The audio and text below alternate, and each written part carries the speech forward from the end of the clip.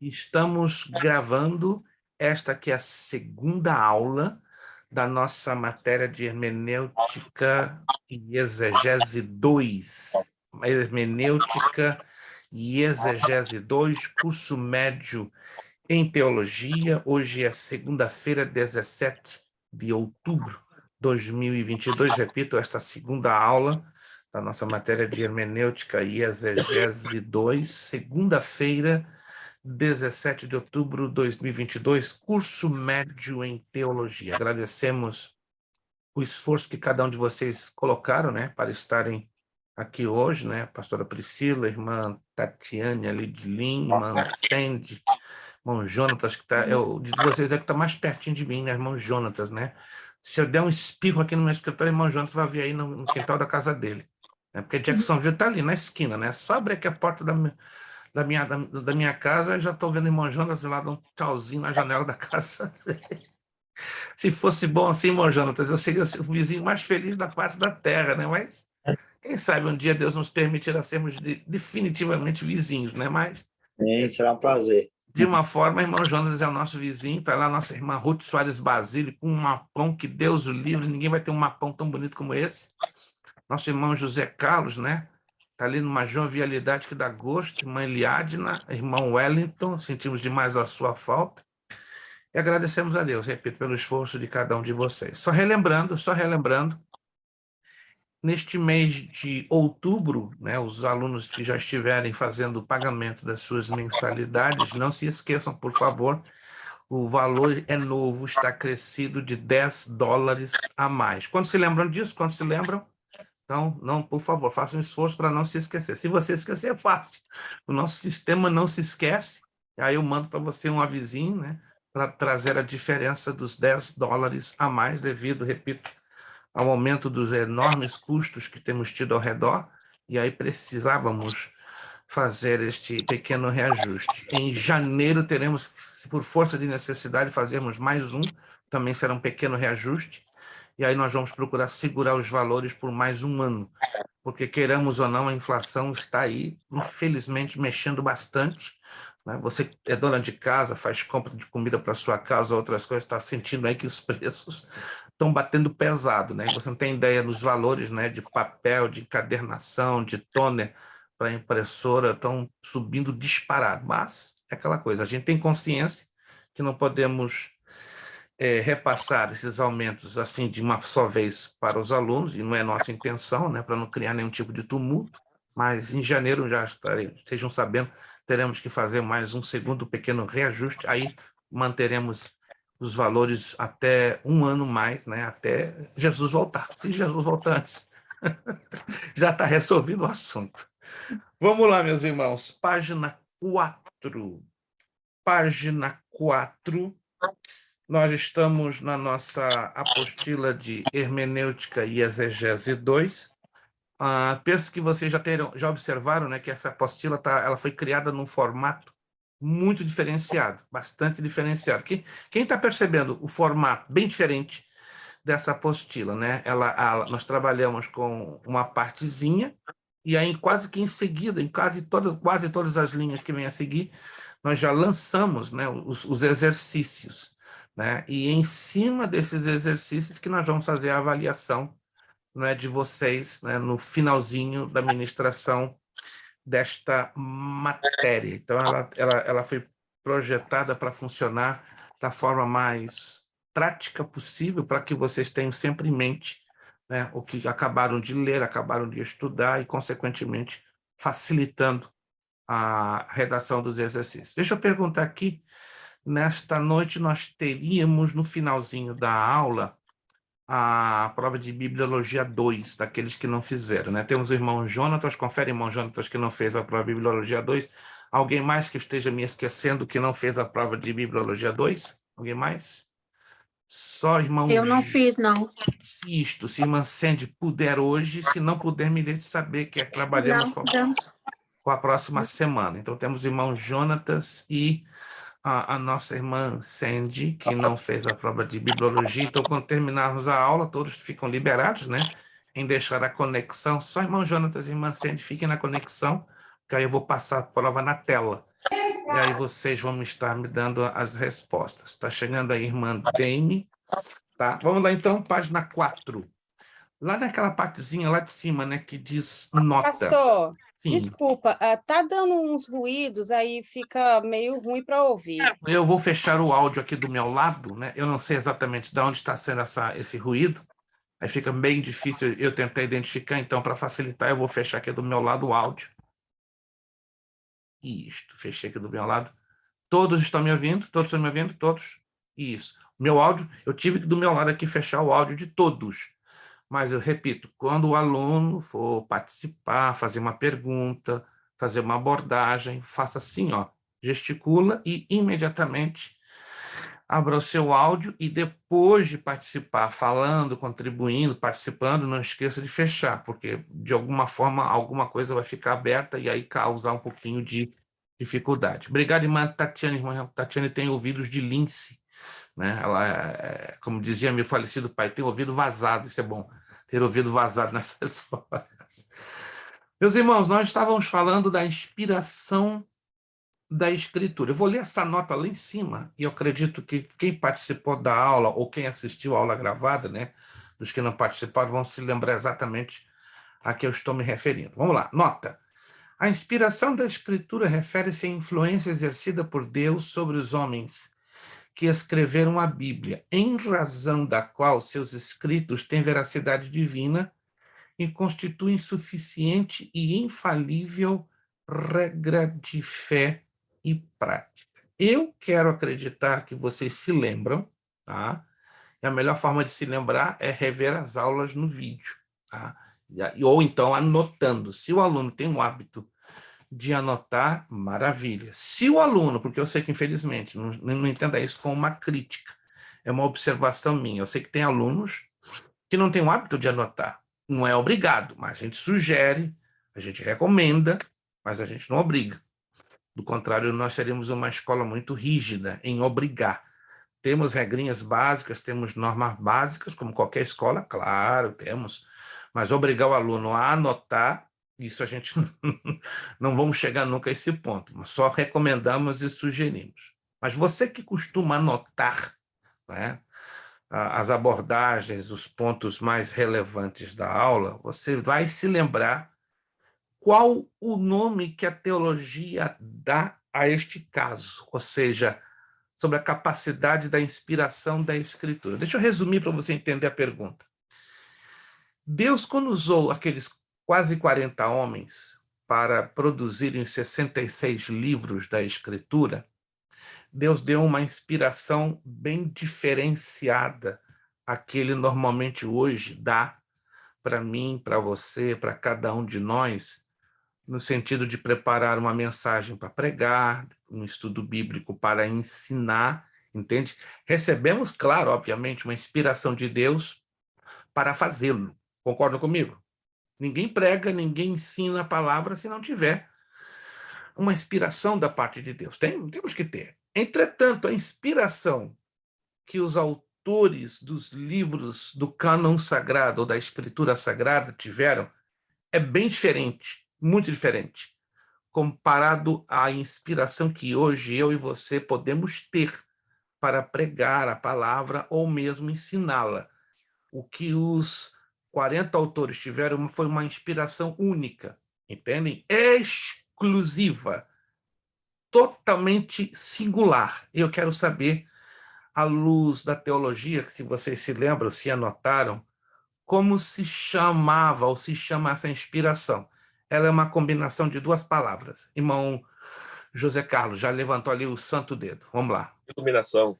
Hã? A iluminação. Não, esse seria o produto. Verbal e plenária, pastor. Verbal e plenária. Irmã Ruth, dá um sorriso aí para a senhora. 50 pontinhos para a senhora.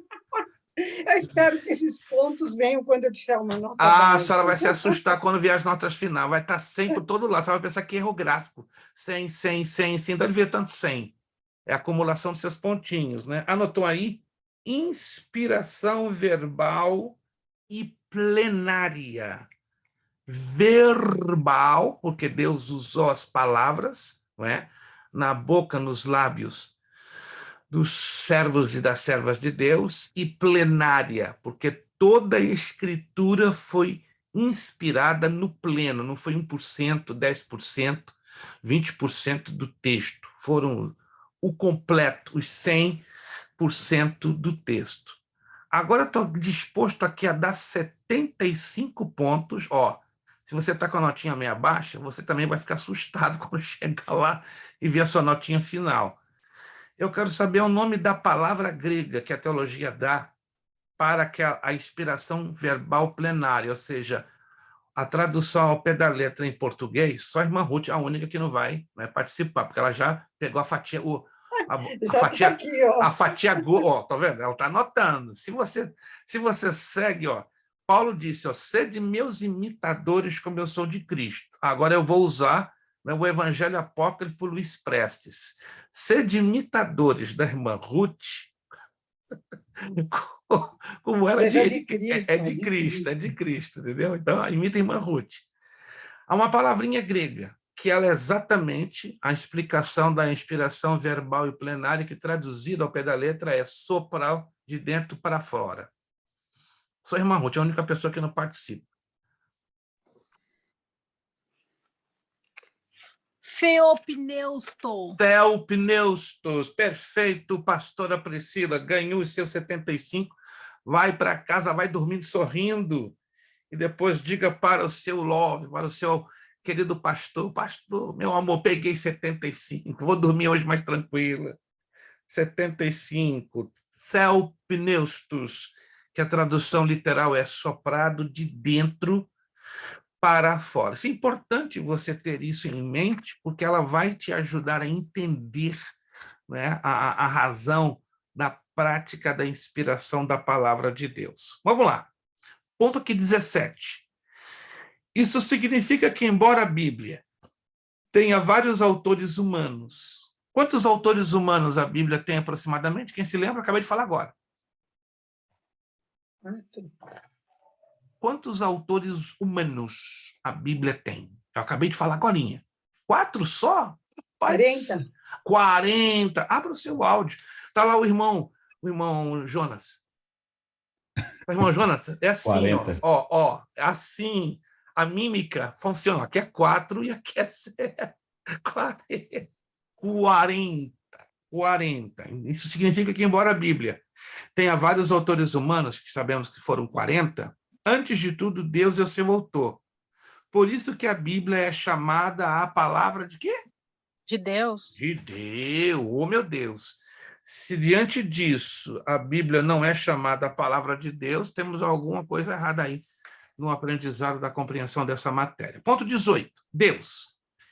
Este é um dos grandes princípios da hermenêutica bíblica e não pode nunca ser desprezado. A Bíblia é a palavra de Deus. Isso explica porque não podemos interpretar a Bíblia como quem interpreta um romance de Machado de Assis ou uma poesia de Olavo Bilac. Por quê? Já estudamos sobre isso na aula passada. Quem se lembra? Eu coloquei, mas eu não sei se está certo. Tem Vamos lá. veracidade divina e é a palavra de Deus? Repita, por favor. Porque tem veracidade divina e a palavra de Deus. Porque tem que usar, na verdade, a hermenêutica para interpretar a Bíblia. Mas eu dei uma resumida, mas eu não sei se é isso. Chegou perto, muito perto, muito perto. Talvez a senhora teve um pouquinho de dificuldade de trazer nas palavras que seriam mais apropriadas, mas a senhora chegou muito perto. Alguém mais gostaria de tentar dar a resposta? Não é difícil, gente. Nós já falamos sobre isso na aula passada. Se tem a resposta, abra o seu áudio e tente colocar para a gente, então, te ouvir. Ninguém? É interpretar como poesia bíblica, não? Não. Presta atenção na pergunta. Isto explica porque não podemos interpretar a Bíblia, não a bíblica, a Bíblia, como quem interpreta um romance de Machado de Assis, uma poesia de Olavo Bilac. Por quê? Olha a resposta. Porque a Bíblia se interpreta a ela mesma. A Bíblia se interpreta a ela mesma. Em outras palavras, ela tem as chaves de interpretação dentro dela. Por ela possuir as chaves de interpretação, eu não posso buscar outro estilo ou outro método de interpretação, a menos que eu use o que está dentro da própria Bíblia. E este é o problema. Quando nós estudamos a hermenêutica, nós aprendemos a identificar os códigos de interpretação. Tá? Para você ter isso melhor, mais claro, a hermenêutica são os códigos de interpretação que a Bíblia traz dentro de si mesma. Então, no momento que nós identificamos esses códigos de interpretação, eu vou estar dando a correta interpretação Os ao princípios, texto. né, pastor? Os princípios, sim. E ela segue os princípios, porque se cada um de nós interpretarmos de acordo com aquilo que quero... Não, aí arrebenta, aí arrebenta. É o que os testemunhos de Jeová fazem, compreendem? É o que os mormons fazem, é o que os adventistas do sétimo dia fazem. Por que eu estou mencionando a eles? Eles usam a Bíblia, só que eles não usam a hermenêutica da forma correta. Eles dão a própria interpretação deles. Então, se a gente não entender os princípios da hermenêutica, identificando, aprendendo sobre os seus códigos, esquece. Você está usando um livro sagrado, mas com o objetivo de dar o seu próprio parecer, o seu próprio ponto de vista. Anotaram, então? Porque a Bíblia se interpreta a si própria. 19. A Bíblia é a palavra de Deus, ou outra resposta equivalente. Sublinha a resposta certa. A primeira razão por que é necessário estudar a hermenêutica bíblica é, qual dessas três? Porque ela foi escrita por muitos homens, porque ela é de difícil interpretação, por causa da sua natureza especial, ela é a palavra de Deus? Só tem uma. Aí você vai ter que escolher qual dessas três. Qual é a correta? Letra C. Letra C. Por causa da sua natureza especial. Ela é a palavra de Deus. Eu já falei isso na aula passada, não é demais falar de novo. Se você lê a apostila, como eu recomendei fazê-la na aula passada, com antecedência e preencher as lacunas, você vai perceber que cada linha vai te dar margem para responder a linha que está na parte seguinte. E assim por diante. Quem já percebeu isso? Se eu leio uma linha, ela vai me dar condição de responder a linha que está a seguinte, e assim por diante. Agora, se eu não leio, vai ser complicado. Você vai quebrar sua cabeça e no dia da avaliação, meu Deus, tirei uma nota ruim. Não. Aí, nesse caso específico, com todo respeito, se você pegar uma nota ruim, porque, na verdade, quer. Porque eu facilitei o máximo possível, tá, nessa apostila para ajudar que você retenha o máximo na sua mente. Então, 19 é a letra C. Porque a Bíblia é a palavra de Deus. Escreva. Ó, eu estou batendo na mesma tecla. Estou percebendo, gente? Eu estou batendo na mesma tecla com o objetivo de você reter. E eu sei que alguns de vocês têm uma natural dificuldade de retenção, que não é um problema voluntário. Eu sei que alguns têm dificuldade de foco, de retenção, de concentração. Eu já conheço um pouco de vocês pelo tempo que convivemos, e sei exatamente quem é mais rápido, quem é normal e quem é mais lento na retenção. Não se ofenda, não estou dizendo isso. É que cada pessoa tem uma característica, entende? Mas no momento que você lança a mão de alguns recursos, você vai superar, né, as naturais dificuldades. Vamos lá. Letra A, o que é hermenêutica? Quem pode me dar em curtas palavras? É a ciência que ensina as normas e os princípios de interpretação do texto. Arrebentou. É a ciência que ensina as normas e princípios de interpretação do texto bíblico. É a ciência que ensina as normas e os princípios de interpretação do texto bíblico. Fácil, impossível. Mais fácil, impossível. Letra B. Qual é a primeira razão Porque devemos estudar hermenêutica bíblica. Porque, estão percebendo, eu estou batendo na mesma tecla. Se você não conseguir responder, é porque não está prestando atenção no que já falamos anteriormente. Poder compreender a Bíblia, para Especial poder da... compreender a palavra de Deus, não? Um pouquinho mais do que isso. Por causa da natureza especial da Bíblia, que é a Por palavra de Deus. causa da natureza especial da Bíblia. A Bíblia não é um livro qualquer, meus irmãos. Creio que já temos percebido isso. A Bíblia não é um livro comum, não é um livro qualquer. É um livro diferente demais. Quem concorda comigo que a Bíblia é um livro diferente demais? Por ser um livro diferente demais, não tem como, entendeu? Atribuirmos métodos normais, Devido ao humanos. escritor, né, pastor? Como? Devido àquele que inspirou, ele é diferente de todos. Isso, ó, irmão Zé Carlos, quando aparece na aula, ele traz a unção Devido ao redobrada. seu autor. Exato, por causa do autor, né? A Bíblia ela é especial porque o seu autor é especial. É o próprio Deus. Letra B. Os homens são diferentes entre si. Nós temos essa experiência, né? Tanto na nossa convivência com os irmãos, né? Na igreja, que congregamos, ou de outras igrejas, e não é diferente com respeito aos homens que foram inspirados pelo Espírito Santo na interpretação, na redação, melhor dizendo, dos livros. 21. De muitas maneiras, os homens diferem entre si, e isto faz com que eles se distanciem mentalmente uns dos outros.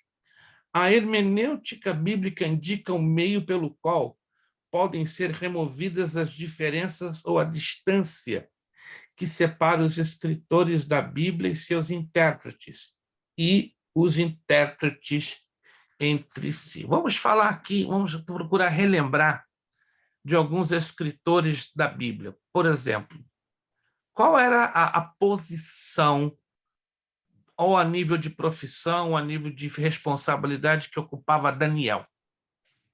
O autor do livro do profeta Daniel. Daniel era o que? Era carpinteiro, era pedreiro, pescador. Qual era a profissão, ou qual era o ofício que Daniel exercia? Ninguém se lembra? Economista, não? Como? Economista, não? Não. Ele se tornou... Economista não. Tem alguma coisa com ista, mas não é economista. A irmã Eliadna lembrou economista, porque ficou mais fácil, porque é uma palavrinha que termina com ista, mas não é economista. Ninguém se lembra? Foi a mesma posição de José do Egito, só que ele não escreveu nenhum livro. Mas a posição de Daniel e José do Egito foram exatamente as mesmas, iguaizinhos. Não se lembram? Não. Estadista? Como? Estadista? Estadista. Aprenda com a irmã Ruth. Nossa, caçando essa palavra e não achei. Caçando, olha, o irmão José Carlos está no mato com uma espingarda de 3 canos. Eu ia falar, ele ajudava no governo, mas eu não sei nada. Eu escrevi governo e fiquei boiando. Exato.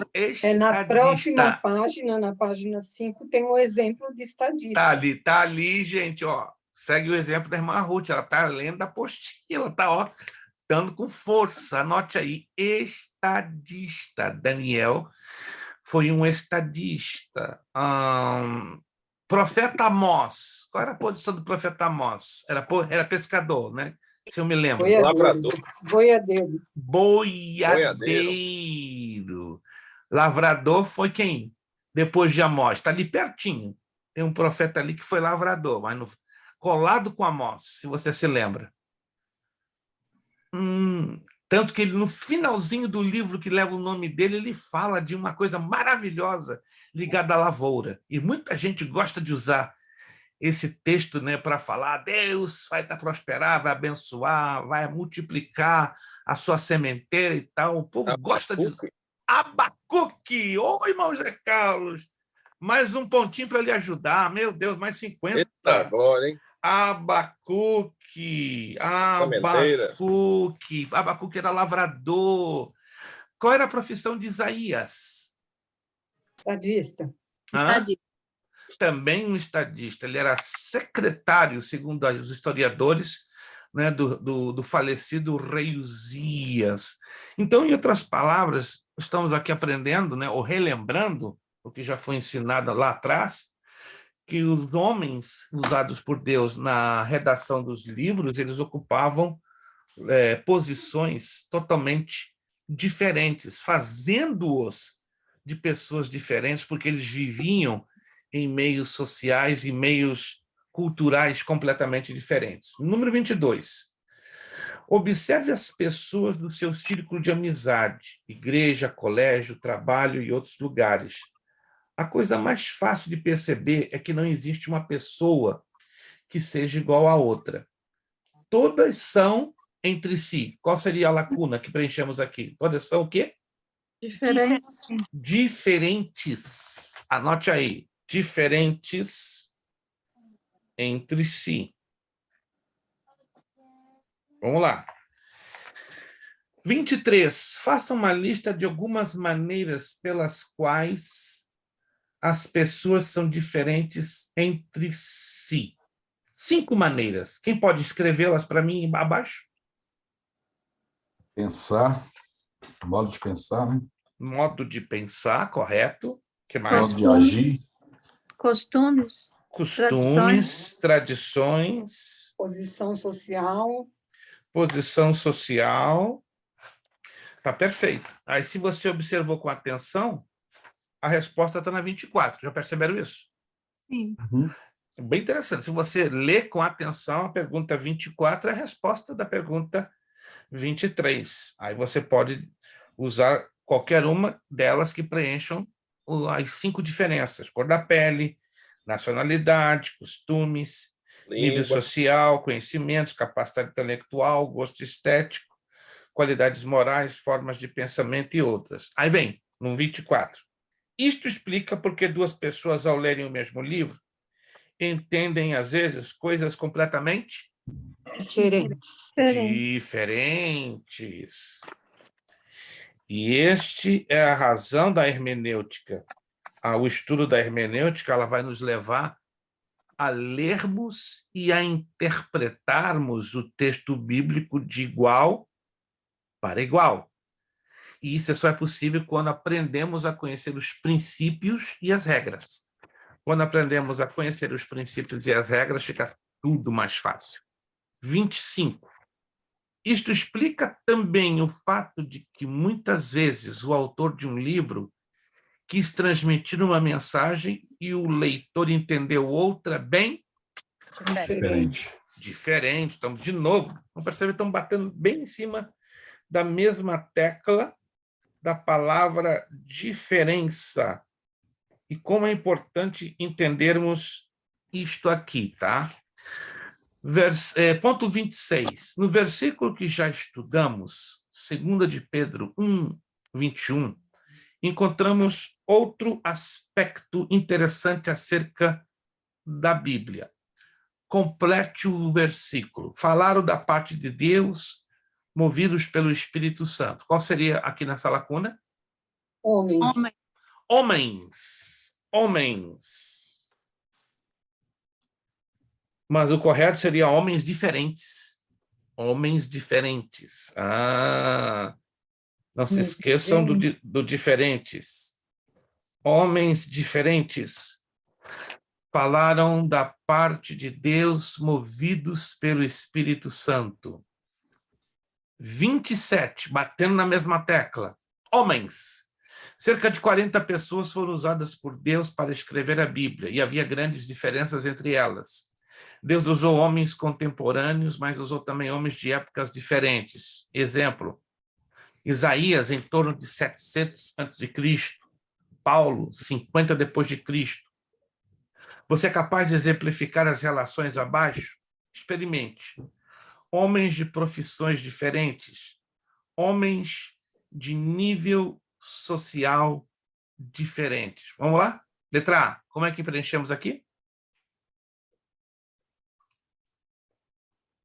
Mateus, coletor. E Mateus Pedro. e Pedro.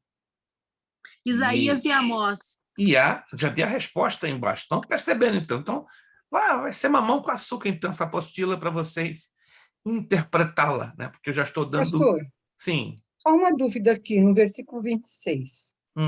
Diz assim, acerca da Bíblia, complete o versículo. Aí nós colocamos, homens falaram da parte de Deus movidos pelo Espírito Santo. Homens diferentes, ok. Segunda de Pedro 1:21. Só que aqui na Bíblia fala homens santos, não homens diferentes. Certo, mas a palavra santo também no grego significa diferente, separado. A palavra grega é hagiasmos. Hagiasmos no grego fala de diferença e de separação. Sim. No momento que Deus nos santifica, o que ele faz? Ele faz duas coisas. Ele nos separa para fazermos de nós diferentes. Nós não somos iguais ao mundo, entende? Então, qual é a diferença? A separação. Então, no momento que Deus nos separa, né? Primeiro ele nos separa, e depois, pelo Espírito Santo, ele trabalha com a diferença em nós, que é chamado santificação. Isso aqui é bem interessante observarmos, né? Eu sei que a questão da palavra... Ok, vamos lá então. Então, a resposta foi dada. Mateus, coletor de impostos, e Pedro, pescador, e na letra B, Isaías, estadista, e Amós, boiadeiro, né? É bem interessante nós termos isso em mente, para lá na frente não termos a grande dificuldade de relembrar a situação. 28, conseguiu? Claro, ótimo, todos conseguiram.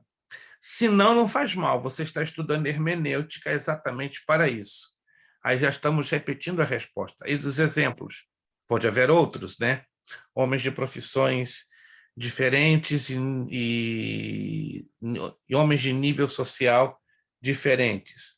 A hermenêutica nos ensina que para ser removida a distância entre o autor e o seu leitor, é preciso que o leitor se transponha ao tempo e ao espírito do...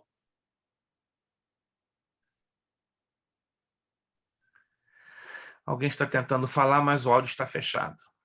Autor. Do autor. Autor. Isto. Do autor.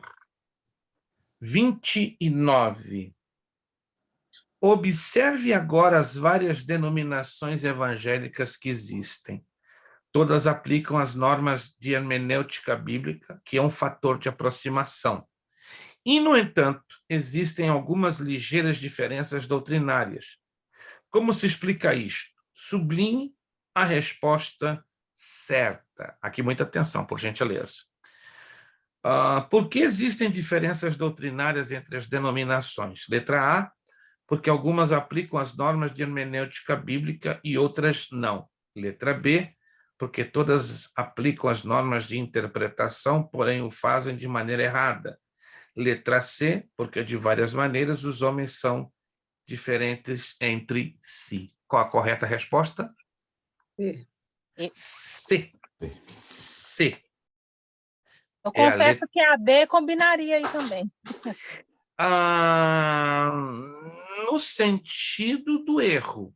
No sentido do erro. Do erro faz sentido, claro, porque todos aplicam as normas de interpretação, porém o fazem de maneira errada. Esta seria aplicável, obviamente, se não existisse a letra C. Como existe a letra C, a resposta de maior peso fica, consequentemente, sobre a C. Se a C não existisse aqui, claro, seria automaticamente a letra B. 30. Por que os homens são diferentes entre si? Exatamente. Apesar da hermenêutica indicar o meio pelo qual possa ser removida a distância entre os intérpretes, não devemos esperar que todos se igualem ao aplicarem as normas de interpretação. Qual é a segunda razão pela qual devemos estudar a hermenêutica? Vamos lá. Qual é a segunda razão pela qual devemos estudar a hermenêutica bíblica? Acabamos de falar. Porque, de várias maneiras, os homens são diferentes entre si. Porque de várias maneiras os homens são diferentes entre si. Aí você pode colocar entre parênteses, considerando o fator cultural. Considerando o fator cultural, porque o fator cultural, queremos ou não, leva-nos a enxergar e a pensar diferente. É muito forte isso aí, a cultura. E atrapalha na correta interpretação do texto. Porque, Uhum. geralmente, de acordo com a cultura, você vai ler o texto e interpretar o texto de acordo com a visão da sua própria cultura. Quando eu me refiro à cultura, não apenas uma cultura de sermos brasileiros, hispanos, americanos, europeus, asiáticos, né? Mas também da cultura denominacional, né? Porque o batista tradicional tem a sua cultura de igreja, o presbiteriano tem a sua cultura de igreja, o assembleano tem a sua cultura de igreja. Então, vai depender também muito da cultura denominacional, da cultura doutrinária, que parece ou não, também atrapalha bastante na correta interpretação do texto, né? E esta é a razão que, infelizmente, né, não é a única, é uma das razões, e por que não dizer uma das mais fortes, que 70% dos obreiros, e é o triste que eu estou falando, né? 70% dos obreiros das igrejas, vamos colocar aí de 10 denominações, se a gente pudesse fazer uma listinha, eles têm uma enorme dificuldade de valorizar a hermenêutica. Muitos desprezam, acham desnecessário, não há necessidade de estudar hermenêutica. Sim. Algo interessante, o irmão Kleber nos ensinou na matéria passada. Sim. Que as dificuldades que ele tinha, como interpretar a Bíblia de acordo com o ministério que você serve. Você interpretar a Bíblia segundo a Assembleia de Deus. Yes. Segundo o Batista. Yes. Aí, quando você traz a Bíblia de acordo com a palavra de Deus, de acordo com o que ela diz, essa verdade não é aceita. Porque você traz a Bíblia, com todo respeito, tá? Vamos aqui fazer uma comparação, se me permitem, e essa comparação não quero dar a ideia que eu estou discriminando, por favor. Vamos dizer que aqui eu tenho uma fita métrica. Vamos imaginar, né? Eu até tinha uma aqui perto de mim, mas meu filho teve que levar para minha esposa. Tá? Mas vamos imaginar que eu tenho aqui uma fita métrica. Deixa eu ver aqui se eu tenho uma outra aqui no meu cantinho. Não, eu tinha também. Eu movo muitas minhas coisas aqui no escritório, mas ok. Desse lado aqui da minha mão, eu tenho a Igreja Batista. E eu tenho deste lado aqui a Deus e Amor. Estão percebendo? Então, são o quê? 2 extremos. Tanto denominacionais como doutrinários. Concordam comigo? A Igreja Batista desse lado e desse lado aqui a Deus e Amor. O problema de nós, seres humanos, é que os batistas, estando aqui, eles vão enxergar a Bíblia no formato batista, na cultura batista, no ensino teológico que a Igreja Batista proporciona para eles. Estamos entendendo isso ou não? Uhum. A mesma coisa a desse lado aqui, Deus e Amor. A Deus e Amor vai enxergar a Bíblia dentro da sua cultura denominacional, da maneira como eles aprenderam, e é um processo que vai anos, não é uma coisa formada do dia para a noite. É uma coisa que leva anos, 30, 40, 50, 100, 200, 300 anos. Em outras palavras, há uma coisa chamada formação. E você quebrar uma formação, tanto cultural, doutrinário, denominacional, do dia para a noite, é impossível. Não se consegue fazer isso.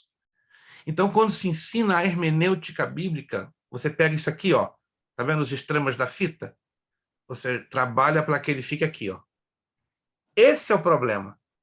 Quando trazemos uma visão que chega a esse ponto aqui, estou vendo esse ponto? Perceberam? Os 2 extremos. Aí eu pego os 2 extremos e jogo para esse ponto aqui, que é o chamado ponto do equilíbrio. Quando eu luto para trazer ao ponto do equilíbrio, como o irmão disse, o irmão José Carlos, aí eu vou começar a ter problema. Por quê? Porque eu não vou agradar nem a gregos e nem a troianos. Aí eu vou ter sérios conflitos, sérios, e gente, sérios. Eu falo isso com muita humildade. Eu tenho tido nos últimos 50 anos da minha vida de ministério dificuldades terríveis. Porque eu não consigo agradar todo mundo, gente. Fica complicado. Ou eu agrado o batista, ou eu agrado o Deus e Amor. Ou eu agrado o assembleano, ou eu agrado o metodista wesleyano. Ou eu agrado o luterano, ou eu agrado o presbiteriano. É impossível, não tem como. Não tem como. E aí, quando Deus me chamou há 50 anos para ser educador cristão, a palavra que Deus usou na boca de uma criança de 7 anos, 7 anos, eu nunca dei esse testemunho no ar e em público, simplesmente, eu vou te chamar para educar no meio da minha palavra. E este meio vai gerar polêmica. Eu não levei em consideração aquela palavra profética. Uma criança de 7 anos. Anos passaram-se, eu fui entender. Meu Deus, fala sério. E eu não estou me queixando, irmãos, entendam isso. E não estou me colocando melhor do que ninguém. Mas você lutar para trazer a palavra no equilíbrio é um preço pesado. Você é recriminado e você é rejeitado. Mas eu não estou preocupado com isso, entende? Se hoje somos, digamos, um grupo pequeno estudando a palavra de Deus, glórias a Deus. Temos pessoas com fome e sede que estão batalhando pelo equilíbrio. Quem de vocês aqui está batalhando pelo equilíbrio? Equilíbrio. Gente, equilíbrio. Nem de mais, nem de menos. Mas tem muita gente querendo de mais e muita gente querendo de menos. Tá? E a visão da nossa escola sempre foi, e continuará sendo o quê? O equilíbrio, a visão interdenominacional. Somos de tendência pentecostal? Claro, não vou negar, é impossível, não posso negar uma convicção de vida e de fé, entende? Mas eu nunca vou impor essa convicção pentecostal. Nós temos 3 alunos em outras turmas, eu acho que eu nunca disse a vocês, são batistas roxos, e estão estudando conosco já há uns 6 meses e estão de boa. Quando a gente fala do Espírito Santo, dos dons espirituais, eles levantam as mãozinhas. Eu falei, qualquer momento aí eu tenho aí que está quase pegando fogo pentecostal, mas não posso forçar a barra, entende, gente? Eu não posso forçar. Mas tem um, está pertinho. Não sei, uma dessas aulas aí, quando começar, esse camarada já vai estar falando em mistério, entendeu? Mas nós estamos com 3 irmãos batistões roxos, entende? E graças a Deus estão assim, maravilhados com a palavra, não é com a minha pessoa, é com a palavra. Aí eu coloco minha mão na cabeça, caramba, peraí, mas são batistas, gente. Pensa num povo que estuda a Bíblia, porém, estão estudando a Bíblia com tempero pentecostal. Pastora Priscila. Deixa eu fazer uma colocação bem rapidinho. Eu acho que é interessante a gente conseguir sobreviver nessas diferenças da vida. Eu digo por experiência própria, porque eu sou de raiz assembleiana e o meu esposo, a raiz dele foi presbiteriana, mas depois, logo quando ele tornou-se um pouquinho mais adolescente, foi Deus é Amor. Então, assim, é tão rígido e, ao mesmo tempo, a assembleia era um pouquinho mais tranquila e a presbiteriana já é um pouquinho mais lá no final, né? Então, a gente tem que saber entender e conseguir sobreviver, entender a posição do outro, porque o gostoso é isso, a diferença nos leva a crescimentos maiores, né? Porque é muito interessante. Estou só colocando esse exemplo, porque eu cresci muito, e ele também, eu vejo assim que foi uma batida muito boa, sabe? Essa junção. Alguém disse certa feita que as diferenças têm uma tendência a trazer a unidade e a edificação. E eu concordo. Entende? Quando você se lança a abrir a sua mente para conhecer diferenças, muitas delas vão te levar ao quê? A um amadurecimento, a saber conviver, né, com os extremos de uma situação. Vamos, então, a resposta dessa perguntinha? Qual é a segunda razão pela qual devemos estudar hermenêutica bíblica? Qual seria? Porque os homens são diferentes entre si. Só isso? Tem um pouquinho mais. Pergunta que é? Qual a razão, qual é a segunda razão pela qual devemos estudar a hermenêutica bíblica? É um pouquinho mais. A resposta que a irmã Sandra deu está correta, mas falta um pouquinho mais. Em relação a isso ou algo diferente disso? Está dentro disso. É apenas uma extensão, compreende? Mas está dentro disso. Acabamos de ler aqui dentro. Valor cultural. Isto! Porque os homens, além de serem diferentes entre si, possuem culturas diferentes. A cultura vai trazer um bloqueio, um impedimento. Engloba tudo, né, a cultura. Como? A cultura, ela engloba tudo, né? Engloba tudo, exatamente, engloba tudo. E é uma coisa que não se muda, infelizmente, né? Tanto cultura familiar, cultura denominacional e cultura geopolítica. Não se muda. A gente ajuda a adaptá-la à visão das escrituras. Agora, não tente mudar cultura. É o mesmo que querer mudar formação. Pastor Sim. Prestes, seria correto responder essa pergunta dizendo que, né, por que devemos estudar hermenêutica bíblica? Para evitar que as pessoas deem as suas próprias interpretações à palavra de Deus, né? Para que elas não mudem a palavra de Deus, que a palavra de Deus é única. Também, né? a senhora pode colocar esse adendo, que também é importante, né? Porque no momento que eu me permito interpretar a palavra pela minha cultura, eu vou alterar o conteúdo correto da sua interpretação.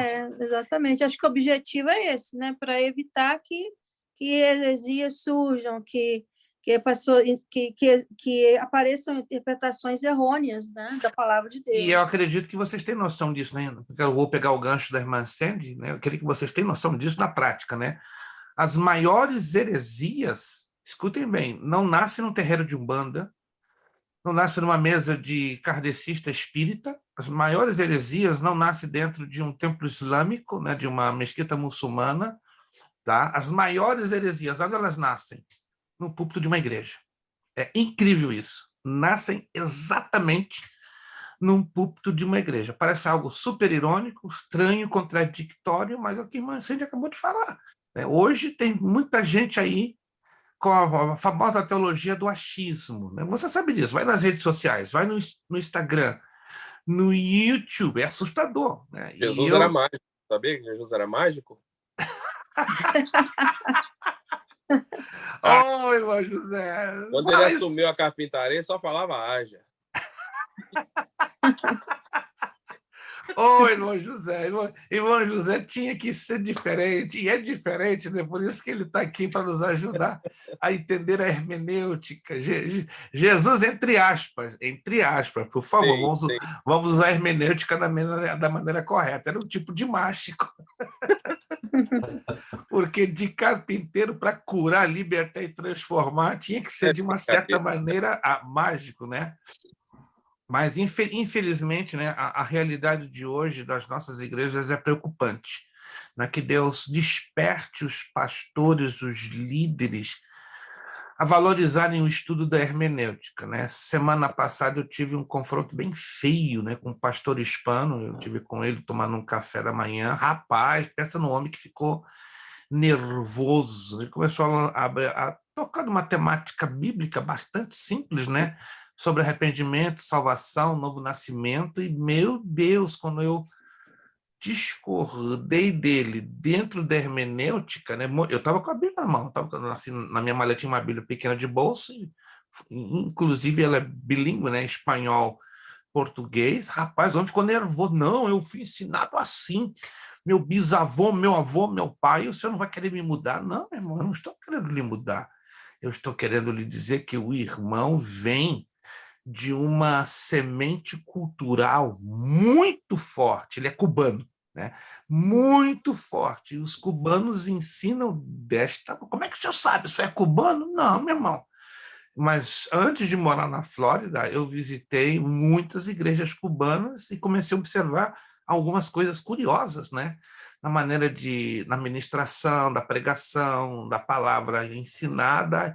E aquilo ali me despertou uma curiosidade. Falei, vou entrar dentro da cultura cubana, descobrir por que eles ensinam e pregam dentro desse contexto, desse conteúdo. Aí comecei a entender várias situações curiosas, né, que eles herdaram do passado, né, ensinos distorcidos que eles foram colocados na mente como o correto. Por quê? Pela ausência completa da hermenêutica. E quando eu fiz uma abordagem simples, irmão, simples, o homem ficou nervosíssimo. Não, não estamos aqui discutindo, estou aqui querendo... Eu não preciso da sua ajuda. Já recebi a ajuda do meu pai, do meu bisavô, do meu avô. Ok, irmão, tranquilo. Calm down, relájate. Eu não vou mudar a sua cultura, é impossível. Entende? Aí eu mandei um livrinho em PDF online para ele, ele me agradeceu. Segundo ele, está lendo. Ele mandou uma mensagem de texto, está lendo e está preocupado. Eles seguem as tradições, né, pastor? Exatissimamente. Não vivem o novo de Deus, aquilo que Deus requer. Esse é o ponto, meu irmão. São pessoas com o coração rasgado para servir a Jesus. Eu admito, pessoas que têm uma sinceridade louca, mas foram ensinadas em cima de tradições. E como mudar isso do dia para a noite? É impossível. Tem que ser um trabalho bem paciente, tranquilo. Bom que ele me abriu um espaço para mandar um livro para ele e está lendo. Curiosamente, ele está lendo. Eu pensei que ele ia me xingar ou coisa parecida, não. Ficou nervoso, mas está ali. Está lendo porque está curioso, querendo saber por que ele foi ensinando daquela maneira e como eu coloco a coisa de outra maneira, completamente diferente. Mas assim, a gente vai estar, nós, né, que estamos lutando pelo equilíbrio, vamos ter sempre estes conflitos, né? Vocês têm tido esse tipo de conflito? Desculpa a pergunta. Alguém já tem tido esse tipo de conflito com alguém próximo de você, irmão em Cristo, familiar? Tem? Então fica tranquilo. Não se desespera, não, que isso é totalmente normal. No momento que você luta pelo equilíbrio, é inevitável. Vamos ter algum tipo de conflito nessa área com alguém próximo de nós, com alguém com quem convivemos da nossa igreja. É aprender de ouvido, né, pastor? Como? Aprender de ouvido. Quando se depara com a verdade da palavra, aí é o confronto, né? É normal porque vai ver aquela reação. Peraí, o que é isso? Eu a vida inteira aprendi desta maneira e aqui está me sendo apresentada de outra maneira, mas essa outra maneira é que é o elemento desconhecido de muitos pela falta da hermenêutica. 31.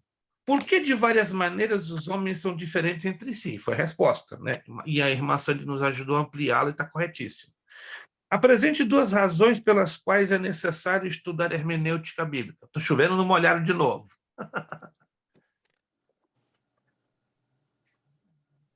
Por que necessário? 2 razões. Estudar hermenêutica bíblica. Porque a Bíblia é a palavra de Deus. Porque a Bíblia é a palavra de Deus, perfeito. Maravilha, irmã Eliadna está ligada na tomada de 440. 110 é pouco lá em Nashua. É 440. Porque o pecado também corrompeu a mente humana, né? Porque o pecado corrompeu a mente humana. Excelente, irmã Ruth. No momento que o pecado corrompe a mente humana, o que vai acontecer? Nossa mente não vai estar livre, limpa, para receber a palavra de Deus tal qual ela é. Então vamos lá, vamos então repetir as respostas para ficar bem claro. A letra A, o que nós vamos colocar? Porque o quê? Porque a Bíblia é a palavra de Deus. Porque a Bíblia é a palavra de Deus, perfeito. Porque a Bíblia é a palavra de Deus. E depois?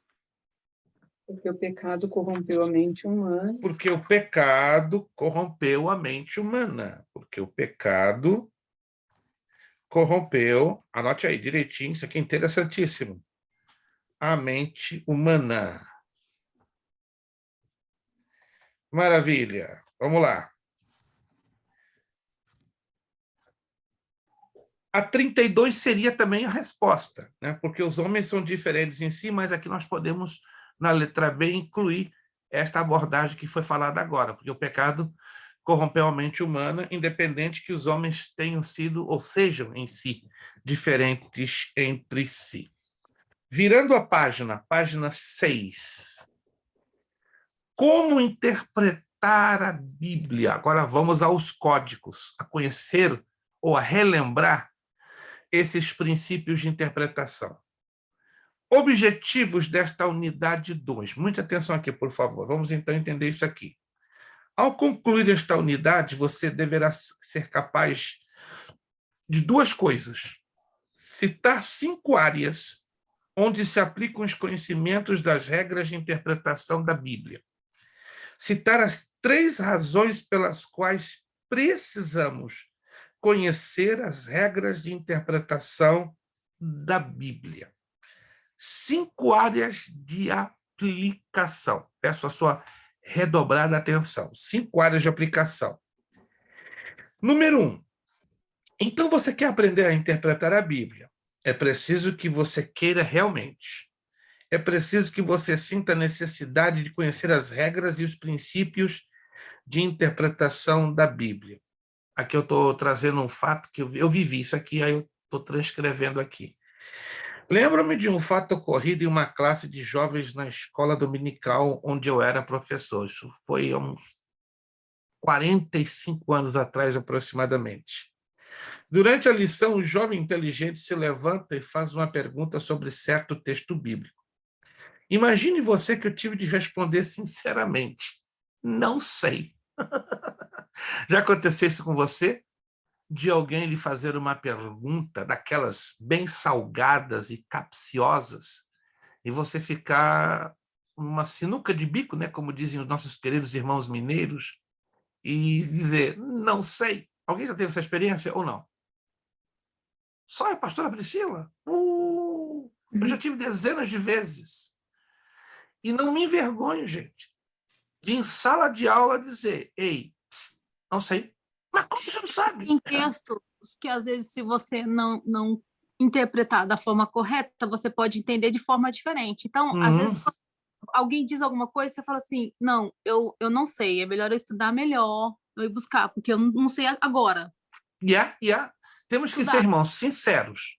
Eu creio que nesta parte, não é uma opinião minha, é até uma orientação bíblica que o livro de Provérbios nos traz. Nessa parte, nós não podemos dar uma de donos da verdade, entende? Sejamos nós que ministramos a palavra através do ensino, da pregação, de uma palavra de testemunho, no louvor. Nós temos que ser sinceros. Se alguém vem com uma pergunta cuja resposta ali no momento não temos, ei, não é vergonha. Não sei. Vergonha é tentar dar uma de sabichão e trazer uma resposta só ali naquele momento para você sair bem e satisfazer o ego do irmãozinho. Mas não funciona assim não, gente. Temos que ter um redobrado cuidado na nossa conduta ética, sobretudo em responder perguntas que a gente realmente não sabe. Vocês pensam que eu não passo por isso durante as aulas, durante a semana? Tem aluno que fica bravo comigo. Mas como, pastor, como é que o senhor não sabe? O senhor tem que saber de tudo. Você está se dirigindo à pessoa errada. Quem sabe de tudo é Jesus de Nazaré. Ele é o mega didáscalos, ele é o grande mestre, o poderoso mestre. Eu sou super limitado, né? Na semana passada eu tive uma desavença online com 2 alunos que ficaram bravos. Não, eu sou obrigado a saber? Uau! Então, ore por mim, meu amigo, porque eu estou precisando de muita oração. Que eu não tenho enciclopédia britânica na cabeça, nem os 31.173 versículos enterrados aqui dentro. Me esforço muito, gente, para me lembrar de algo e passar o mais fiel possível às Escrituras. Irmão José. O pior de tudo é você receber uma resposta tão rápida e você aprender lá na frente que era mentira. Aí sim, irmão. Aí é uma vergonha pesada. E eu tenho conhecido pessoas assim, que recebem aquela resposta assim, ó, aí passa nem muito tempo, né? Você dá conta, caramba, é uma mentira. Me mentiram. E partindo de nós, irmãos, que estamos lutando, né, para trazer uma limpeza, uma clareza bíblica e doutrinária, temos que ter redobrado cuidado na hora de nós respondermos, né, a certas perguntas. A partir deste momento, né, o momento que eu acabei de falar a vocês, senti a urgente necessidade de conhecer as regras e os princípios de interpretação da Bíblia. Então, a partir deste episódio que eu tive há 45 anos, é que eu comecei a me dedicar pesado no estudo da hermenêutica e da exegese. Eu era apaixonado pela escatologia desde os meus 13 anos de idade. A partir dos meus 24, 25, 26 anos, eu comecei a entrar de cabeça, né, no estudo, na especialização da hermenêutica e da exegese bíblica. E não me arrependo, né? Passei quase 25 anos da minha vida só estudando direto a questão dos princípios da hermenêutica e da exegese e continuo estudando, né? Porque tem um lado bem avançado, né, que só vai ser ensinado para aqueles que forem lá na frente para o mestrado em teologia. Então, essa matéria de hermenêutica ela apareceu no básico e agora no médio, no bacharel ela não aparece, ela volta de novo no mestrado com a chamada técnica de hermenêutica avançada, né? Porque no mestrado em teologia geralmente se estuda interpretação dos textos nos originais, no hebraico, no aramaico e no grego koiné. Mas tudo bem, vamos lá, o ponto 2. Pense agora você. Tente lembrar-se de alguma experiência vivida na qual você precisou conhecer os elementos básicos para bem interpretar a Bíblia. Aí uma coisa muito pessoal. Se eu pedir isso nos exercícios, ou na prova, ou na avaliação, aí vocês vão ter que transcrever a sua experiência pessoal, né? Escreva em breves palavras a sua experiência nas linhas abaixo. Eu vou passar aqui não a minha experiência, tá? A experiência de um aluno de muitos anos atrás, muitos anos, 45, 47 anos que eu me lembre, né? Foi um aluno de escola dominical muito dedicado, muito sincero, muito aplicado, chamava-se Denis. Ele passou um tempo da sua vida sendo ensinado da seguinte maneira: próximo do arrebatamento da igreja vai haver um grande avivamento. Aí eu perguntava, Denis, baseado em que você diz isso? Não, porque eu aprendi que o texto de Joel 2, 28 e 32 fala desse avivamento. Sério, Denis? Estou falando de 47 anos atrás. E era um menino sincero, ele batia na tecla. Mas, Denis, você pode me provar isso? Aí ele abria a Bíblia, lá em Atos 2, 20... Joel 2, 28 e 32, e relia. Eu falei, Denis, tem um negócio estranho. Como assim? Você está esquecendo de Atos, capítulo 2, verso 16? Aí ele se assustou. Você está levando em consideração os dois textos ou só o texto de Joel 2, 28 e 32? Não, pastor, vai ter um avivamento, pode vai bater. Não, meu irmão. Um despertamento em igrejas locais, isso não é teoria minha, não. Eu vou te provar agora, usando as leis da hermenêutica. Ele ficou assim. Eu fiquei meia hora aproximadamente com ele, mostrei os dois textos, mostrei as diferenças e ele ficou, boquiaberto. Vamos fazer uma coisa bem rápida, vou mostrar a vocês, já que estamos tocando essa tecla, porque tanta gente bate, insiste em dizer vai ter avivamento, próximo do arrebatamento da igreja. Quem de vocês já viram isso aí? Eu fui no ministério que sempre falaram isso sobre o avivamento do filho. Mas exatamente porque eles pegam o texto de Joel 2, 28 e 32 e isolam esse texto, esquecendo-se de Atos. Vamos abrir os dois textos ao mesmo tempo? Isso aqui é apenas um pequeno exercício de hermenêutica e exegese. Só um pequeno exercício. Não é coisa da minha cabeça, não, gente. Abra Joel. Olha que interessante isso aqui. Joel, capítulo 2, verso 28. Aí, se você puder também abrir em Atos 2,16, é interessante. E você acredite que as pessoas que aprendem essa didática ou esse ensino, elas são sinceras, muito sinceras, coração rasgado, coração aberto, mas elas não são orientadas em compreenderem os princípios e as regras da hermenêutica. Até Joel, capítulo 2, versículo 28 ao 32, e Atos, capítulo 2, versículo 16.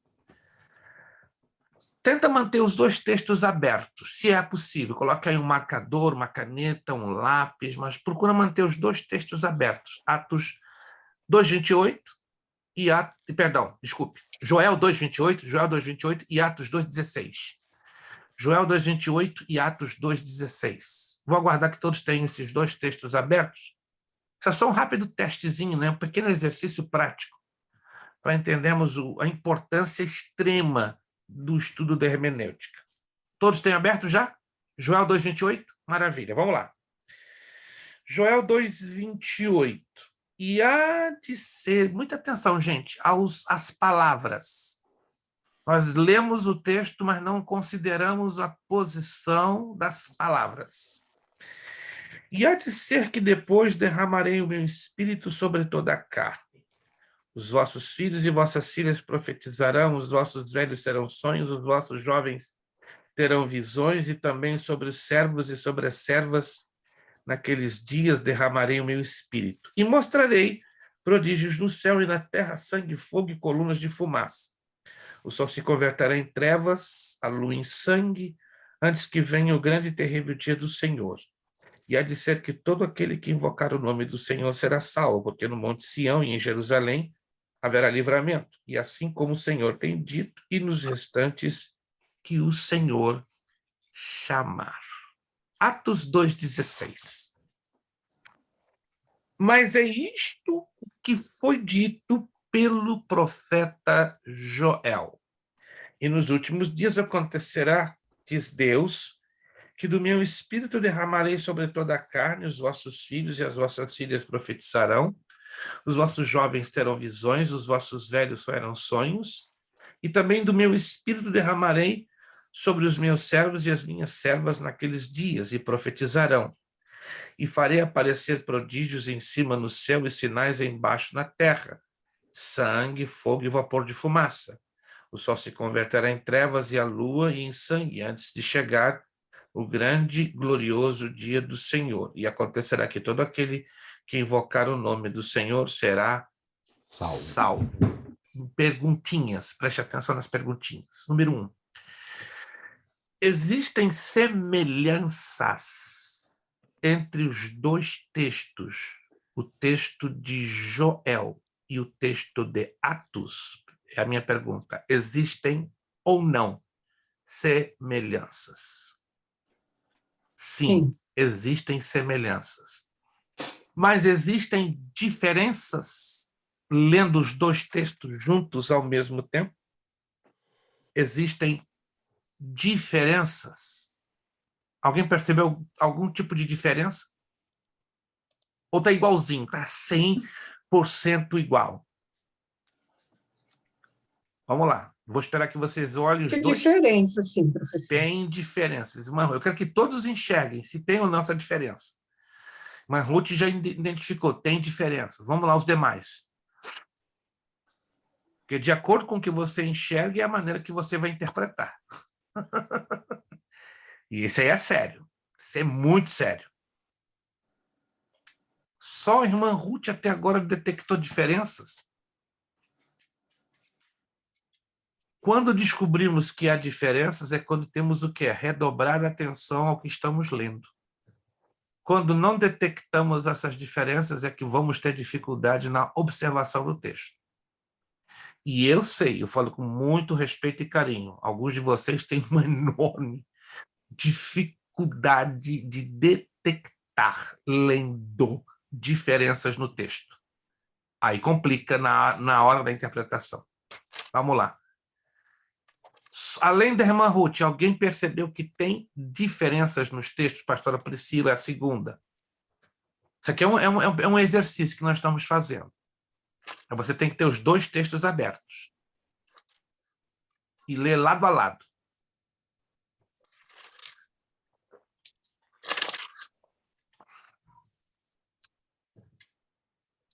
Só as duas irmãs. Ninguém mais conseguiu detectar diferenças? Tem diferença, gente.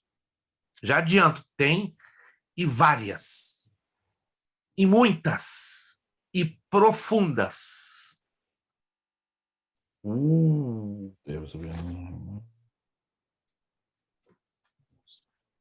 Tá bom, deixa eu adiantar o caminho para vocês.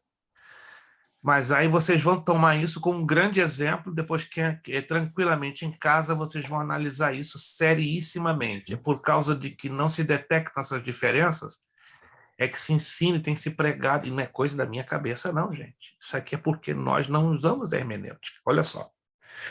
O texto de Joel, lá no capítulo 2, verso 28, diz: e há de ser que depois derramarei, olha só, o meu espírito. É a primeira diferença. Como assim?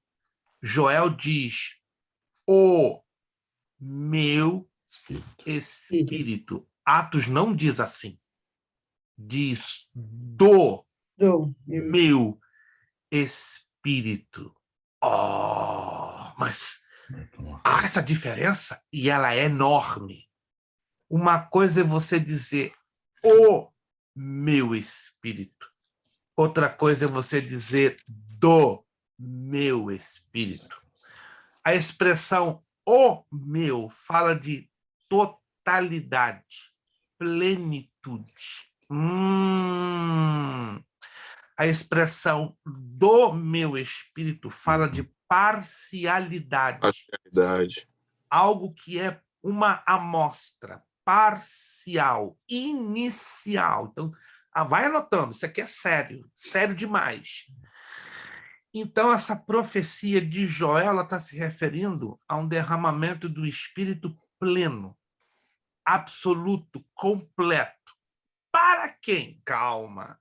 Vamos estar identificando o conteúdo desse derramamento. Então, já descobrimos que em Joel ele é pleno, completo.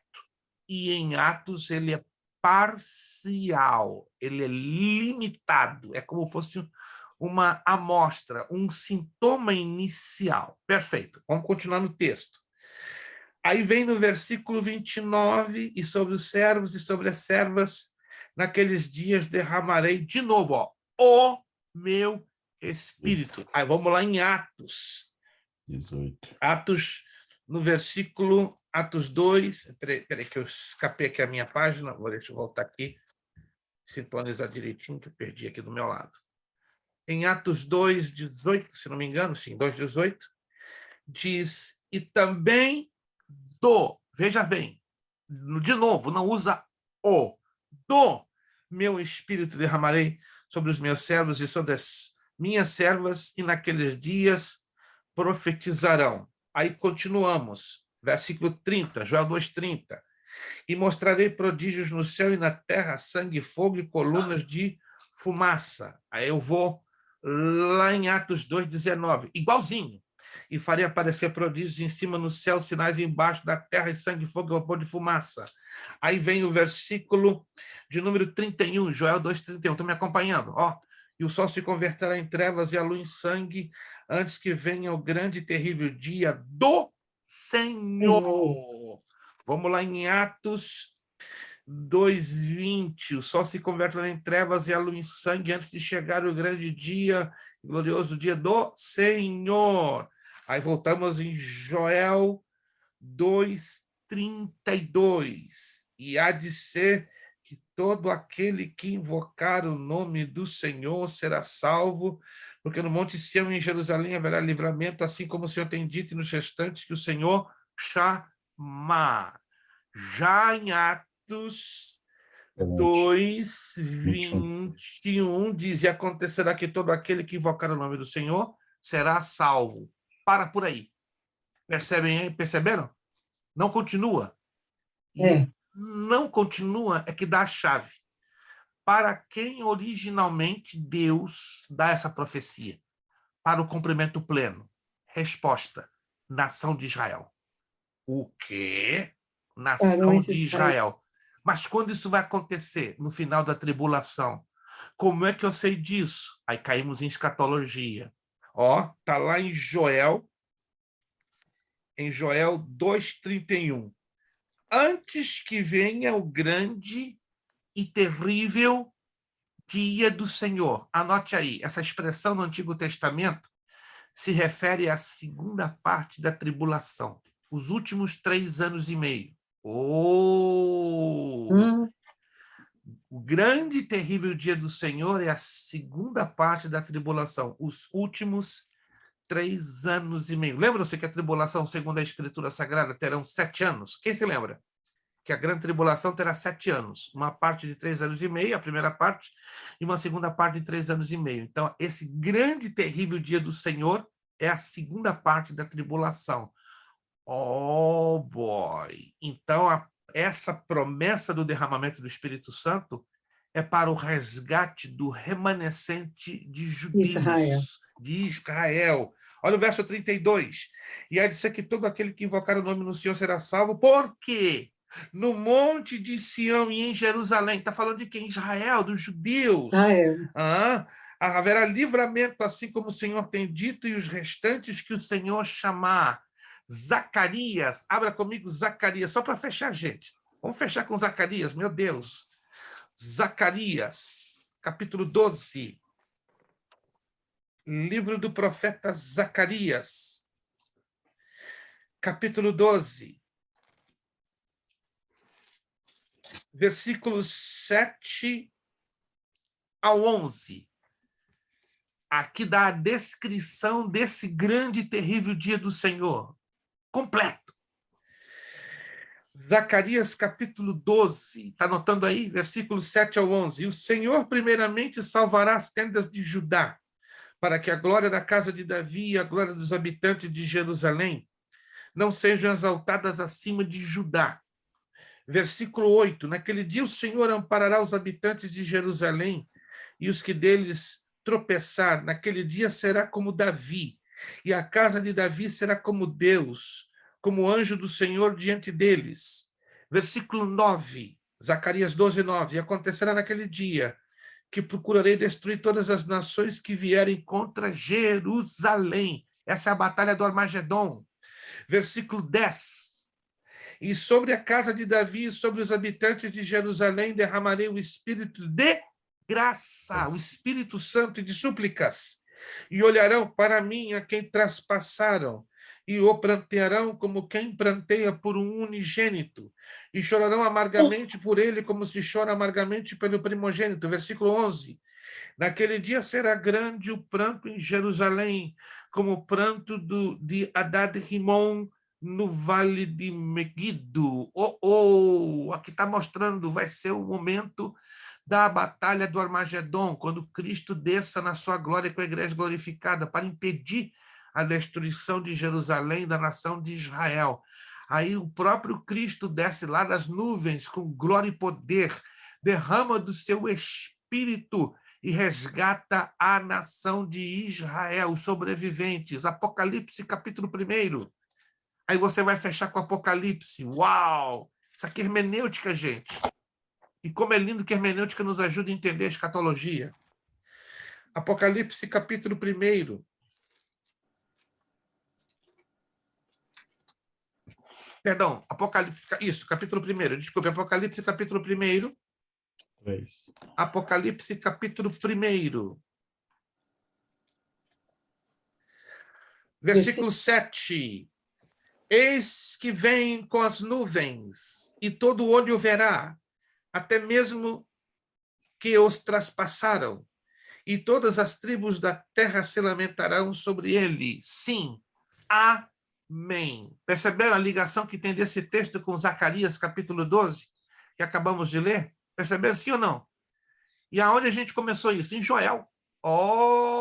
Está tudo o quê? Interligado, interconectado.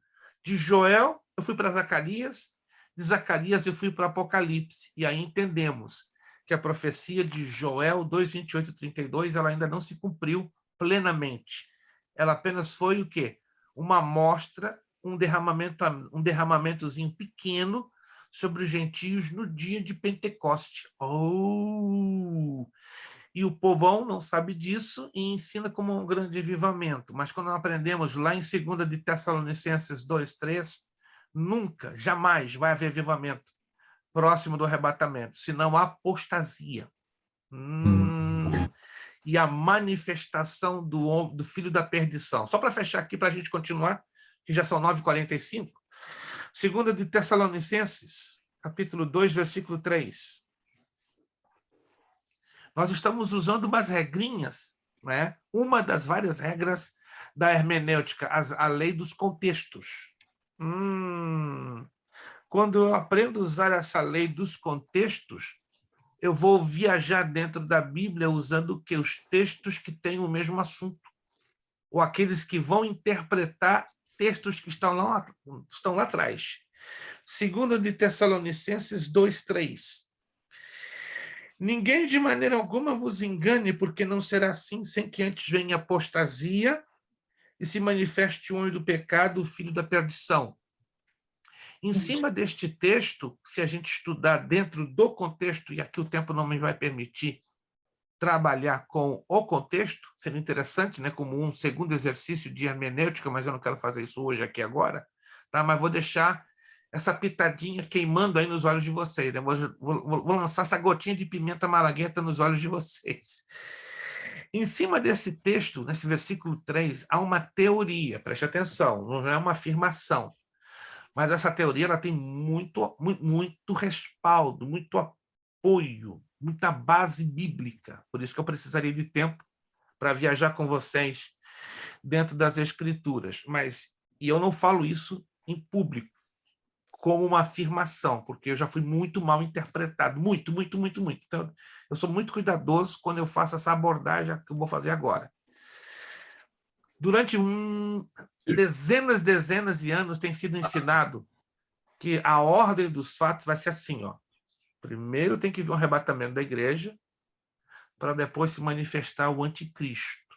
E aí ele toma o governo de todo o planeta Terra. Tem sido assim? A maneira como muitos ensinam? Primeiro arrebatamento, tuc. Primeiro a igreja tem que sair da Terra. Aí entra o anticristo e aí começa a tribulação. Só que a maioria de nós nos esquecemos do seguinte: o governo do anticristo vai ser dividido em duas partes. Os primeiros 3 anos e meio de grande prosperidade, de grande aceitação do planeta Terra inteiro. A segunda parte vai ser dramática, vai ser uma perseguição, morte, vai ser o período negro da história da humanidade, porque o anticristo vai mostrar quem ele é. Aí, na primeira parte, ele vai ser um grande diplomata, aceito por todas as nações do planeta.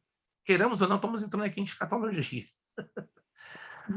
Pelo fato que se ensina tanto isto, nós nos esquecemos de detalhes da Escritura, detalhes simples que estão aqui dentro. Aqui, ó. Ninguém de maneira alguma vos engane, porque não será assim. Será assim o quê? O arrebatamento. Como é que eu sei que está se tratando do arrebatamento?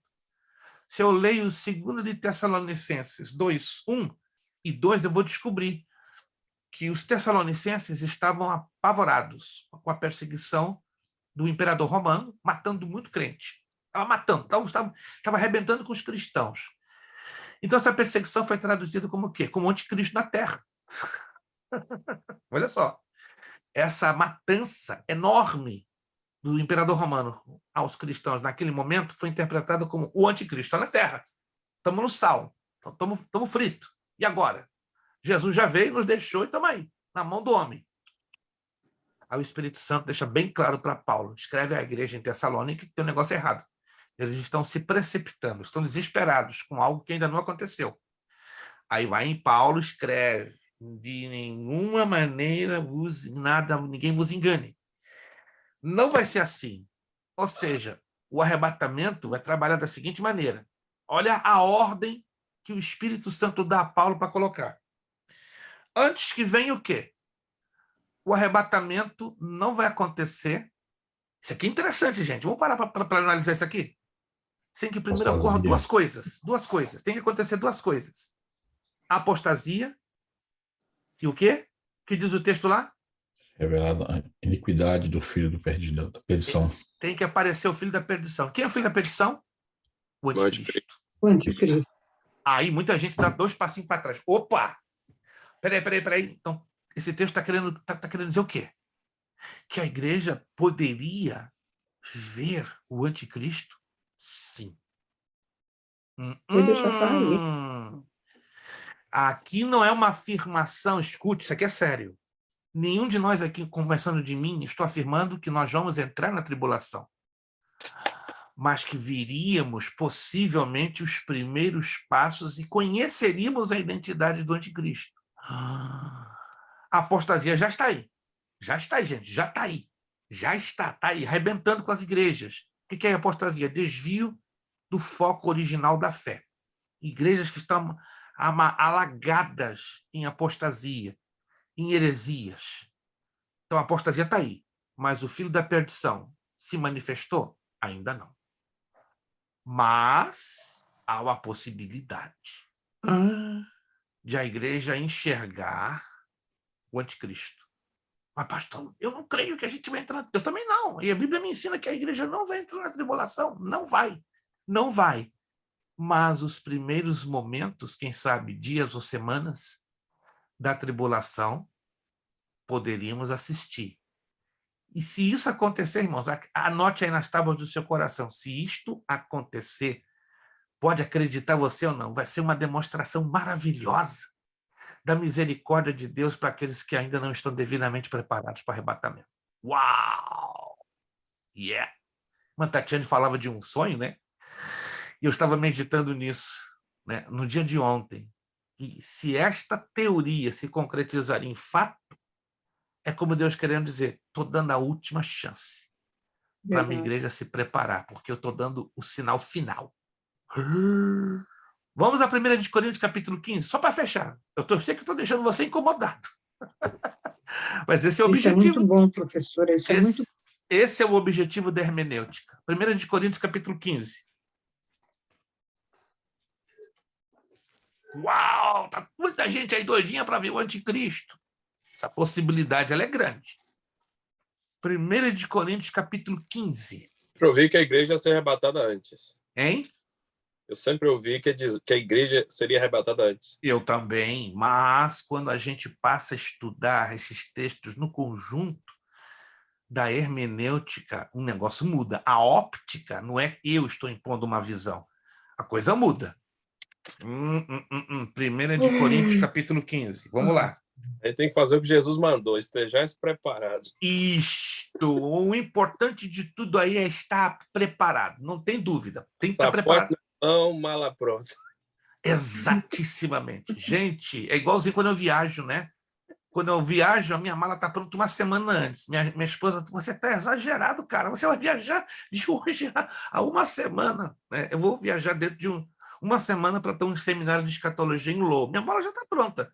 Rapaz, você vai viajar quando? Sexta-feira, dia 28. Mas que dia é hoje? Dia 17. Você está com problema de cabeça? Não. Estou aprendendo a vigilar. Assim, minha mala já está ali no canto de escritório. Já está pronta. Para não chegar lá e faltar a escova de dente. Exato. E eu sou campeão, irmã Ruth, Jesus está dando revelação, eu sou campeão de colecionar escova de dente. Cada viagem minha é uma escova de dente que eu compro lá de fora. Deixa eu fechar aqui 1 de Coríntios 15. A pastora Priscila já vai entrar. E nós temos só mais 10 minutinhos de aula. 1 de Coríntios, capítulo 15. 1 de Coríntios, capítulo 15. Versículo 51. Anote isso aqui, ó. Que negócio sério isso aqui. E eis que vos digo um mistério. 1 de Coríntios 15, 51. Na verdade, nem todos dormiremos. Então, Paulo está usando uma linguagem. Nem todos estaremos mortos, não é verdade? Mas todos seremos transformados. Isso a gente tem aprendido ao longo de vários e vários anos. Está corretíssimo.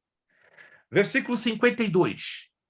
No momento, no abrir e fechar de olhos, ante a última trombeta, porque a trombeta soará e os mortos ressuscitarão incorruptíveis e nós seremos transformados. Eu bato aqui na tecla. Que trombeta é esta? Aí a Bíblia fala, a última trombeta. Última trombeta. Peraí, vamos parar. Vamos parar para pensar. Se está falando de última, então quer dizer que existe uma sequência de trombetas nessa história toda. Concorda comigo? Vamos pensar juntos? Isso aqui é outro exercício de hermenêutica. Só que isso aqui está incomodando um pouquinho mais você.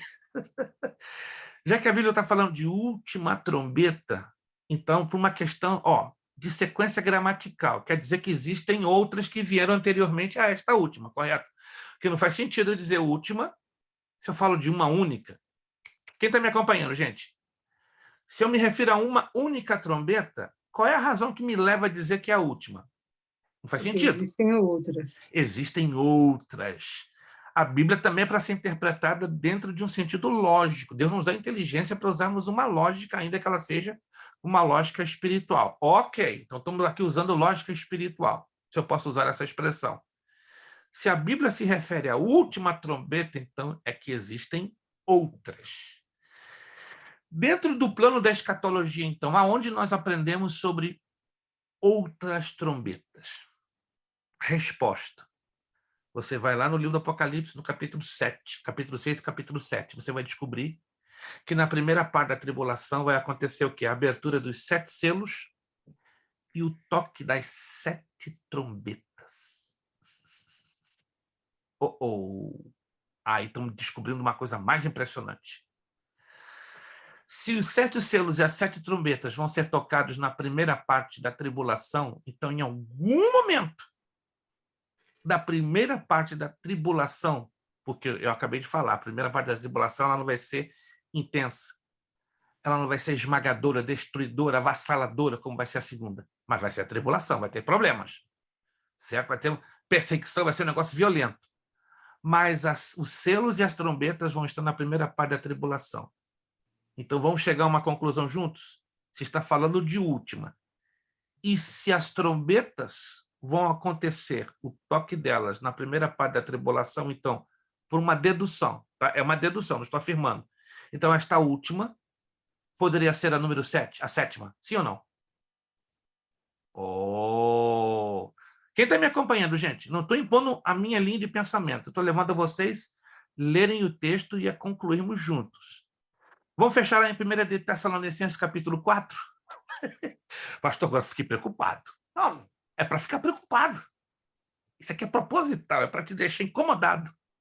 Primeira carta de Paulo aos Tessalonicenses, capítulo 4.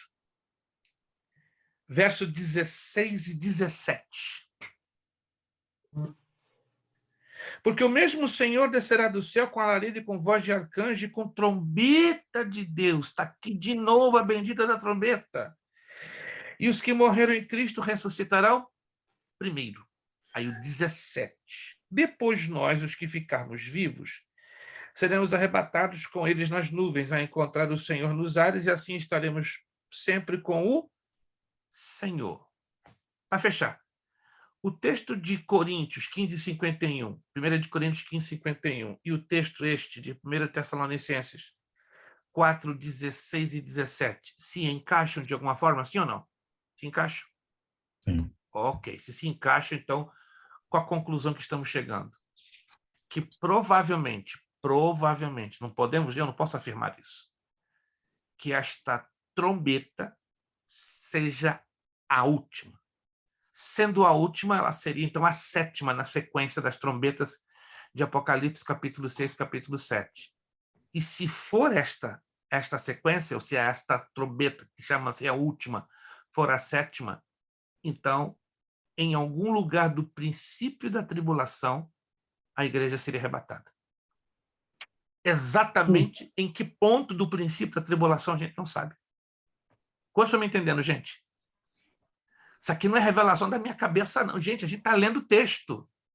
Por isso que eu estou pedindo vocês lerem comigo e chegarmos juntinho.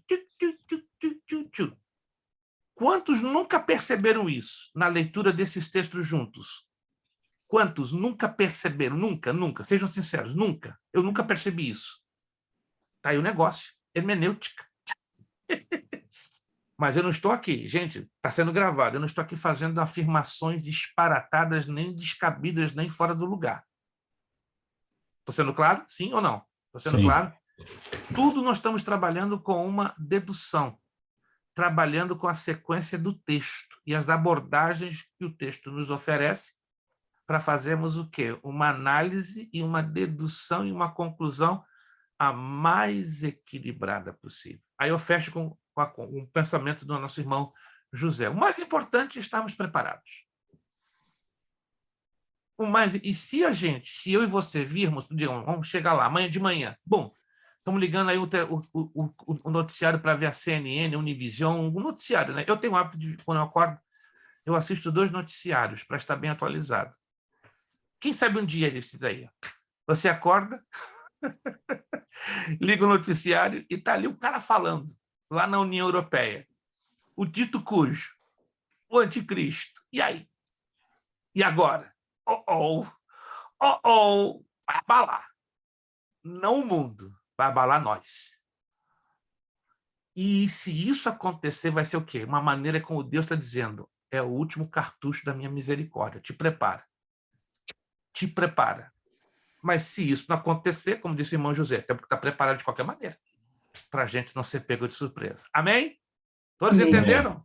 Pastora Priscila, para a gente já usar os 8 minutos. Eu queria só a permissão do senhor, se eu puder deixar o meu esposo aqui, falar rapidamente algo que o senhor revelou para ele exatamente sobre o que o senhor acabou de concluir conosco. Se ele puder falar em 5 minutos, eu agradeceria. Obrigada. 5 minutos, que eu tenho que fechar em mais 5 minutos. O pastor Genivaldo, esposo da pastora Priscila, para quem não sabe, né? Então ele vai ter uma rápida participação. Pastor Genivaldo. Pode ser, Jesus. Irmãos, tudo que o pastor falou aí, isso é verdade. Eu estava lendo uns livros, e eu não vou falar o nome dos livros, por questão nesse momento não seria viável falar. E eu fiquei preocupado, falei, Jesus, eu sempre preguei e acreditei que nós vamos subir antes da grande tribulação. E aí, de noite, Jesus mostrou para mim, parte cumpriu, Roma medieval e Roma religiosa. E tudo que aconteceu lá voltará a repetir hoje. E aí eu continuei lendo o livro, o Senhor mostrou para mim um pequeno país dentro de um outro país e disse, ali está o poder religioso.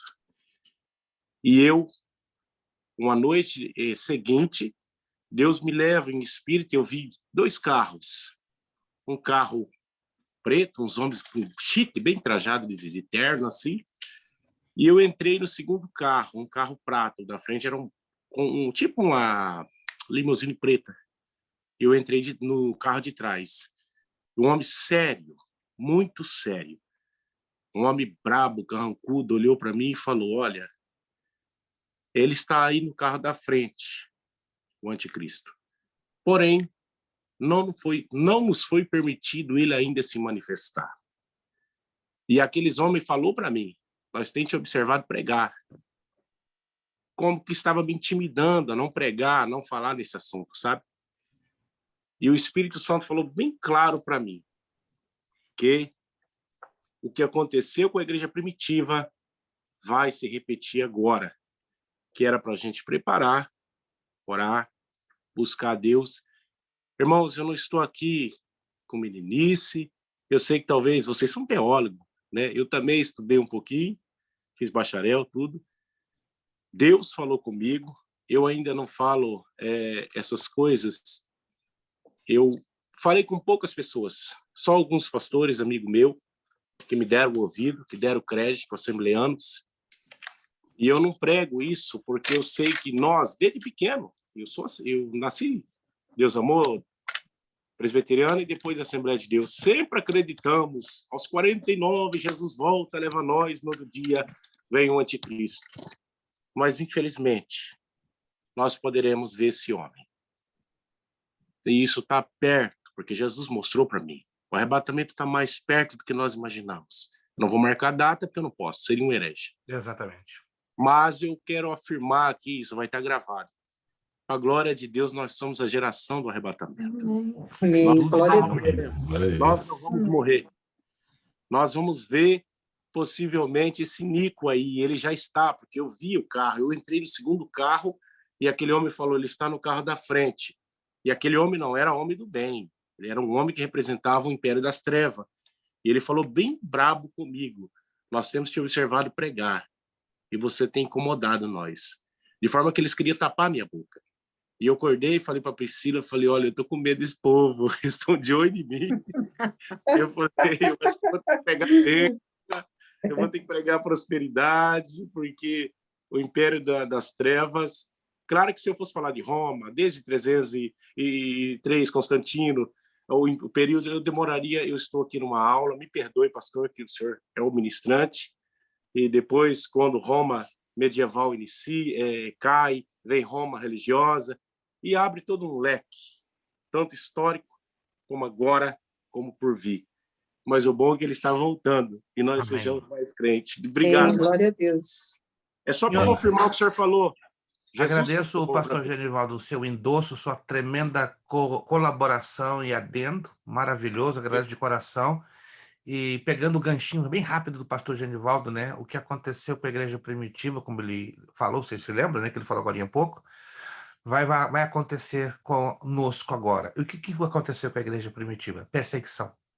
Yeah. Muitos não creem que a igreja na Terra poderá passar um período de perseguição, mas isso aí eu posso afirmar, a igreja vai passar por um terrível período de perseguição, no mundo inteiro, tanto nos Estados Unidos, no Brasil, no mundo inteiro, porque a perseguição vai ser o gatilho que vai despertar, exatamente, vai despertar, porque se não houver esse despertamento, gente, pouca gente vai subir no arrebatamento. Israel faltava quando era perseguido. Exatamente. Irmãos, anote isso. Isso, com temor e tremor diante do Todo-Poderoso, eu posso afirmar. A igreja só poderá ser purificada através de um despertamento, e esse despertamento por uma perseguição. Mas Deus nos vai dar graça, nos vai fortalecer. Seja no Brasil, seja aqui, seja em qualquer parte do mundo, o Senhor vai nos dar suficiente graça para nós suportarmos, né, o pesado que vem por aí. Muito pregador dizendo, o melhor de Deus está para vir. Já veio, Jesus Cristo, lá na manjedoura. Tá? Agora, o melhor dos melhores vai vir. Ele vai nos levar para reinar com ele em glória. Para terminar, ao ponto 3. Obrigado. Não, eu agradeço ao pastor Genivaldo por essa maravilhosa contribuição. Está gravado. Eu não podia me calar. Eu falei, não, preciso falar, vou chamar ele. Amém, amém. Para terminar essa partezinha aqui hoje. Bom, esses são os pontos que vocês vão escrever em ponto 2, né? Aí tem que ser baseado na experiência de vocês. Aí eu digo, já escreveu? Pois bem, sua experiência deve se enquadrar com uma outra diferença entre as 5 abaixo.